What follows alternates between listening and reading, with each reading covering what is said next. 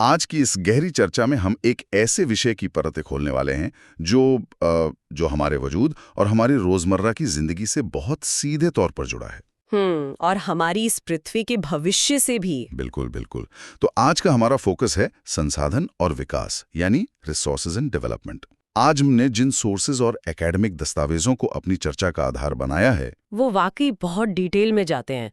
मतलब भूगोल और पर्यावरण के बीच का जो एक जटिल सा रिश्ता है ना, उसे बहुत बारीकी से समझाते हैं। हाँ, और हमारा मिशन आज यही समझना है कि हमारे आसपास मौजूद हर वो चीज जिसे हम रोज देखते हैं और शायद इग्नोर कर देते हैं, वो आखिर एक संसाधन या रिसोर्स बनती कैसे है, और कैसे इंसान के लालच ने इन संसाधनों को एक बहुत ही क्रिटिकल पॉइंट पे लाके खड़ा कर दिया है। सही कहा। और सबसे जरूरी बात, हम ये भी डिकोड करेंगे कि अपने भविष्य को बचाने के लिए ग्लोबल और नेशनल लेवल पर असल में क्या उपाय किए जा रहे हैं। तो चलिए इसे अनपैक करते हैं। हाँ चलिए। मुझे ना इस पूरे सोर्स में एक चीज ने सबसे ज्यादा हुक किया। हम बचपन से सुनते आए हैं कि हवा, पानी, जमीन, ये सब प्रकृति के मुफ्त उपहार हैं, मतलब फ्री गिफ्ट्स ऑफ नेचर। और यही सबसे बड़ी गलतफहमी है। इस पूरी रिसर्च में जो बात मुझे सबसे ज्यादा अट्रैक्ट करती है वो यही है कि कोई भी प्राकृतिक चीज अपने आप में संसाधन नहीं होती। बिल्कुल। उसे संसाधन इंसान बनाता है। एग्जैक्टली। प्रकृति, तकनीक और संस्थाओं यानी नेचर, टेक्नोलॉजी और इंस्टीट्यूशंस के बीच एक बहुत ही गहरा इंटरैक्शन होता है। इंसान अपनी तकनीक का इस्तेमाल करके प्रकृति के साथ इंटरैक्ट करता है और अपने इकोनॉमिक डेवलपमेंट को तेज करने के लिए इंस्टीट्यूशंस बनाता है। बिल्कुल, यही वो तालमेल है जो किसी चीज को संसाधन बनाता है। और ये समझना हम सबके लिए बहुत जरूरी है, क्योंकि हमारे समाज में जो अमीर और गरीब के बीच की खाई है ना, और हमारी इस दुनिया का जो कल है, वो इसी पर टिका है। तो अगर हम बेसिक से शुरू करें तो आखिर संसाधन है क्या? देखिए, हमारे सोर्सेस के अनुसार पर्यावरण में मौजूद हर वो चीज जो हमारी जरूरतें पूरी कर सकती है, वो संसाधन है। लेकिन 3 बहुत जरूरी शर्तें हैं। हाँ। पहली कि वो तकनीकी रूप से सुलभ हो, यानी टेक्नोलॉजिकली एक्सेसिबल हो। दूसरी कि वो आर्थिक रूप से संभव, यानी इकोनॉमिकली फीजिबल हो। और तीसरी कि वो सांस्कृतिक रूप से स्वीकार्य, यानी कल्चरली एक्सेप्टेबल भी हो। ये तीनों शर्तें बहुत क्रिटिकल हैं। मतलब अगर कोई चीज जमीन के 10 किलोमीटर नीचे है, लेकिन हमारे पास उसे निकालने की तकनीक ही नहीं है, उसे निकालने का खर्च उसकी कीमत से ही ज्यादा हो जाए, तो वो हमारे लिए संसाधन नहीं है। बिल्कुल। अब अगर हम इसके क्लासिफिकेशन की बात करें, तो हमारी रिसर्च संसाधनों को बांटने के 4 तरीके बताती है, बहुत ही स्पष्ट तरीके से। पहला है उत्पत्ति या ओरिजिन के आधार पर, जैसे बायोटिक और एबायोटिक। हाँ, लिविंग और नॉन लिविंग। और यहाँ सोचने वाली बात यह है कि कैसे एबायोटिक संसाधनों जैसे कोयले का अंधाधुंध इस्तेमाल हमारे बायोटिक संसाधनों यानी इकोसिस्टम को तबाह कर रहा है। एकदम सही। और दूसरा तरीका है समाप्यता या उनके खत्म होने के आधार पर, रिन्यूएबल और नॉन रिन्यूएबल। और यहीं पर वो फ्री गिफ्ट वाली मानसिकता सबसे ज्यादा नुकसान पहुंचाती है। हाँ, क्योंकि जब हम किसी चीज को रिन्यूएबल मान लेते हैं ना, जैसे ग्राउंड वाटर, तो हम उसे ग्रांटेड लेने लगते हैं। संकट वहीं से शुरू होता है। सही कहा। तीसरा तरीका ओनरशिप के आधार पर है। इंडिविजुअल प्रॉपर्टी, कम्युनिटी के संसाधन जैसे गांव के तालाब, नेशनल संसाधन जो देश की सीमा में है, और इंटरनेशनल संसाधन जिन पर किसी एक देश का अधिकार नहीं होता, जैसे खुले समुद्र का पानी या स्पेस। हाँ, और चौथा और आखिरी तरीका है विकास के स्तर या डेवलपमेंट के स्टेटस के आधार पर। इसमें पोटेंशियल, डेवलप्ड, स्टॉक और रिजर्व्स आते हैं ना? हाँ, इसे थोड़ा आसान करते हैं। रिजर्व्स वाले कॉन्सेप्ट को ही ले लीजिए। अरे हाँ, इसे मैं एक एनालॉजी से समझाता हूँ।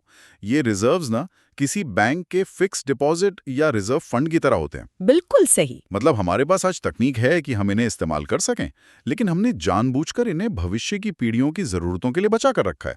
जैसे नदियों के पानी से हम और ज्यादा बिजली बना सकते हैं, लेकिन पूरी क्षमता से नहीं बना रहे हैं। ये बैंक रिजर्व वाली एनालॉजी बहुत सटीक है, लेकिन समस्या ये है कि इंसान ने इस बैंक से बिना सोचे समझे विड्रॉल करना शुरू कर दिया है। और यहीं से इस डीप डाइव का सबसे गंभीर हिस्सा शुरू होता है, विकास बनाम विनाश। हाँ, हमारी रिसर्च बहुत साफ तौर पर दिखाती है कि इंसानों ने संसाधनों का जो अंधाधुंध इस्तेमाल किया है, उसके 3 बड़े इम्पैक्ट हुए हैं। पहला तो यही कि कुछ लोगों के लालच के चक्कर में संसाधनों की भारी कमी हो गई है। दूसरा, हमारा समाज स्पष्ट रूप से हैव्स और हैव नॉट्स यानी अमीर और गरीब में बंट गया है। संसाधन कुछ ही हाथों में सिमट गए हैं। और तीसरा, जिसे हम रोज महसूस कर रहे हैं, ग्लोबल वार्मिंग, ओजोन लेयर का डिप्लीशन और जमीन का बंजर होना। ये ग्लोबल इकोलॉजिकल क्राइसिस है। और अगर हम इन सारी बातों को एक बड़ी पिक्चर में रखकर देखें तो इसी क्राइसिस से एक आहा मोमेंट निकल कर आता है, सस्टेनेबल डेवलपमेंट या सतत विकास।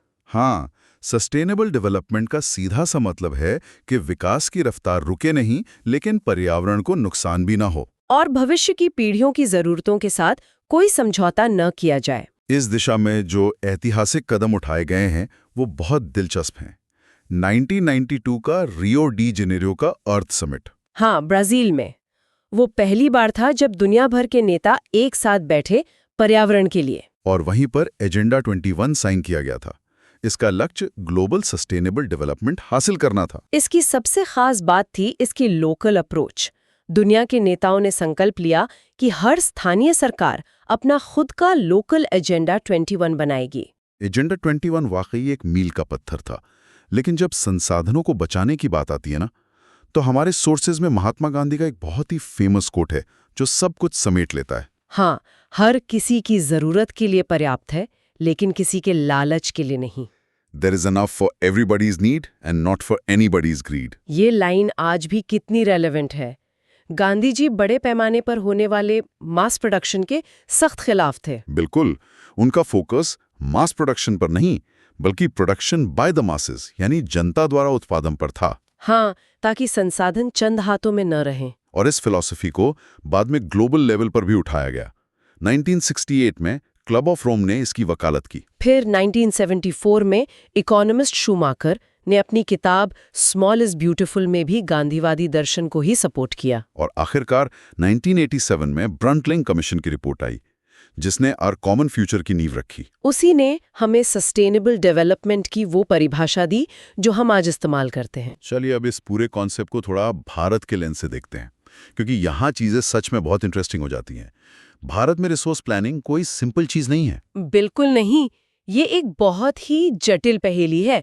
हमारे यहाँ इतनी भौगोलिक विविधता है ना कि इम्बैलेंस बहुत ज्यादा है। हाँ, आप सिर्फ आंकड़ों को देखिए। झारखंड, छत्तीसगढ़ और मध्य प्रदेश को लें तो वहाँ खनिज और कोयले के तो अथाह भंडार हैं, लेकिन बुनियादी ढांचे या इंफ्रास्ट्रक्चर की भारी कमी है। ठीक इसके उलट अरुणाचल प्रदेश को देखिए। वहाँ पानी ही पानी है, जल संसाधन भरपूर हैं, लेकिन टोपोग्राफी की वजह से इंफ्रास्ट्रक्चर नहीं है। और राजस्थान का उदाहरण तो सबसे क्लासिक है। वहाँ सौर और पवन ऊर्जा का असीम पोटेंशियल है, लेकिन पानी की भारी किल्लत है। इसी विविधता के कारण भारत में आजादी के बाद से ही, खासकर पहली पंचवर्षीय योजना से, रिसोर्स प्लानिंग का एक 3 स्टेप तरीका अपनाया गया है। हाँ, वो 3 चरण। पहला है संसाधनों की पहचान करना, मतलब सर्वे करना, मैपिंग करना और इन्वेंट्री बनाना। क्योंकि जब तक आपको पता ही नहीं होगा कि आपके पास क्या है, आप प्लान कैसे करेंगे? सही बात है। दूसरा चरण है एक सही ढांचा तैयार करना। इसमें सही तकनीक, कौशल और इंस्टीट्यूशनल सेटअप बनाया जाता है। और तीसरा सबसे अहम चरण है मैचिंग, मतलब संसाधन विकास की योजनाओं को देश के राष्ट्रीय विकास योजनाओं के साथ मिलाना, ताकि विकास पूरे देश का हो, किसी एक राज्य का नहीं। एकदम सही। और इन सभी संसाधनों का जो बेस है वो है हमारी जमीन और मिट्टी, लैंड एंड सॉइल रिसोर्सेज। अगर हम भारत के लैंडस्केप को देखें तो हमारे पास 43% मैदान है जो खेती और उद्योगों के लिए हैं। 30% पहाड़ है जो नदियों का सोर्स है और टूरिज्म के लिए जरूरी है। और बाकी 27% पठार हैं जहां खनिज और जंगल हैं। लेकिन जमीन कोई ऐसी चीज तो है नहीं जिसे हम खींचकर बड़ा कर लें, और इंसानी हरकतों की वजह से ये तेजी से खराब हो रही है। लैंड डिग्रेडेशन की जो केस स्टडीज हमारी रिसर्च में हैं वो बहुत डराने वाले हैं। कारण राज्यों के हिसाब से बदलते हैं। हाँ, जैसे झारखंड, छत्तीसगढ़, मध्य प्रदेश और ओडिशा में जमीन खराब होने का सबसे बड़ा कारण है माइनिंग और वनों की कटाई। माइनिंग के बाद जमीन को वैसे ही छोड़ दिया जाता है। और अगर हम गुजरात, राजस्थान, मध्य प्रदेश और महाराष्ट्र की बात करें तो वहाँ अत्यधिक चराई या ओवरग्रेजिंग सबसे बड़ी समस्या है। लेकिन मुझे सबसे ज्यादा सरप्राइज किया पंजाब, हरियाणा और पश्चिमी उत्तर प्रदेश के डेटा ने। वहां माइनिंग या चराई नहीं बल्कि ओवर इरिगेशन यानी अत्यधिक सिंचाई समस्या है। हाँ, जरूरत से ज्यादा पानी देने से मिट्टी में सॉल्ट ऊपर आ जाते हैं, जिससे सैलिनिटी बढ़ जाती है। और इसके अलावा इंडस्ट्रियल धूल, जैसे सीमेंट उद्योग से जो डस्ट उड़ती है, वो जमीन पर एक परत बना देती है, पानी अंदर जा ही नहीं पाता। जमीन के साथ साथ हमें मिट्टी के प्रकारों को भी समझना होगा। हमारी रिसर्च में भारत की मिट्टियों का बहुत ही रोचक विश्लेषण है। हाँ, सबसे पहले तो एलुवियल सॉइल यानी जलोढ़ मिट्टी। सिंधु, गंगा और ब्रह्मपुत्र नदियां इसे लाती हैं और ये सबसे उपजाऊ है। फिर आती है ब्लैक सॉइल या काली मिट्टी, जिसे रेगुर भी कहते हैं। दक्कन के पठार में लावा से बनी ये मिट्टी कॉटन यानी कॉटन उगाने के लिए बेहतरीन है। एक और बहुत दिलचस्प नाम है लैटेराइट सॉइल। लैटेराइट शब्द लेटर से बना है, जिसका मतलब होता है ईंट। हाँ, भारी बारिश की वजह से इसमें लीचिंग बहुत होती है, जिससे पोषक तत्व कम हो जाते हैं। लेकिन कमाल की बात है कि सही तकनीक से केरला, कर्नाटक और तमिलनाडु में इसी मिट्टी में चाय, कॉफी और काजू की शानदार खेती हो रही है। इसके अलावा रेड एंड येलो सॉइल्स है, एरिड या शुष्क मिट्टी है और फॉरेस्ट सॉइल्स भी हैं। हर मिट्टी की अपनी कहानी है। लेकिन इन सबका एक ही बड़ा दुश्मन है आज, मिट्टी का कटाव यानी सॉइल इरोजन। तो इसका मतलब क्या है?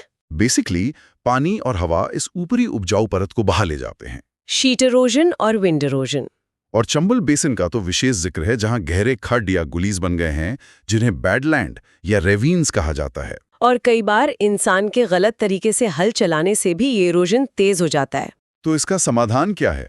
विज्ञान ने हमें कई तरीके दिए हैं, जैसे ढलान वाले इलाकों में कॉन्टोर प्लगिंग करना। हाँ, और हिमालय में सीढ़ीदार खेती या टेरेस फार्मिंग। बड़े खेतों में मुख्य फसलों के बीच घास की पट्टियां उगाना, जिसे स्ट्रिप क्रॉपिंग कहते हैं। और पश्चिमी भारत में रेत के टीलों को रोकने के लिए खेतों के किनारे पेड़ों की लंबी कतारें लगाना, यानी शेल्टर बेल्ट्स। ये बहुत ही कारगर हैं। बिल्कुल, ये छोटे छोटे वैज्ञानिक कदम ही हमारे पर्यावरण को बचा सकते हैं। तो आज की इस पूरी चर्चा को अगर हम समेटें, तो ये जानकारी हमें साफ बताती है कि हमारे आसपास की दुनिया कोई जादुई खजाना नहीं है जो कभी खत्म नहीं होगा। नहीं, ये एक बहुत ही नाजुक बैलेंस है जिसे हमें बनाए रखना है। एकदम सही। और इस पूरी डीप डाइव के अंत में ये सब एक बहुत ही महत्वपूर्ण सवाल खड़ा करता है। वो क्या? अगर आज किसी चीज का संसाधन कहलाना हमारी तकनीक और संस्कृति पर निर्भर करता है, तो जरा सोचिए, आज हमारे आसपास ऐसी कौन सी चीज है जिसे हम बिल्कुल कचरा या बेकार मानते हैं? लेकिन आने वाले 50 सालों में वो दुनिया का सबसे कीमती संसाधन बन सकती है। क्या भविष्य का सोना आज का कचरा है? वाकई ये एक ऐसा विचार है जो हम सबके सोचने के नजरिए को बदल सकता है। हम सभी को इस पर जरूर सोचना चाहिए। और इसी शानदार विचार के साथ हम आज की इस गहरी चर्चा को यहीं समाप्त करते हैं। सुनते रहिए और एक्सप्लोर करते रहिए